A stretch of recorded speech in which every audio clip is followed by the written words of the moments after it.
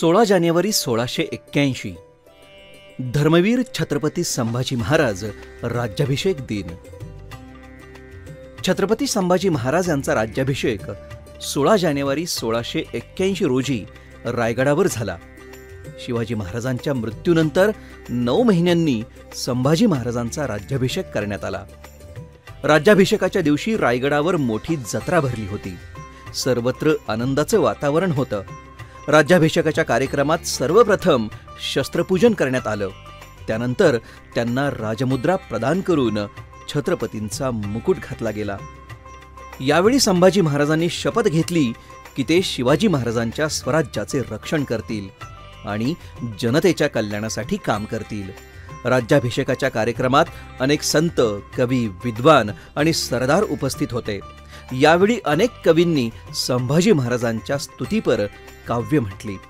छत्रपती संभाजी महाराजांचा राज्याभिषेक हा मराठा साम्राज्याच्या इतिहासातील एक महत्त्वाचा प्रसंग होता। या प्रसंगाने मराठा साम्राज्याची स्थिरता आणि वैभव वाढले।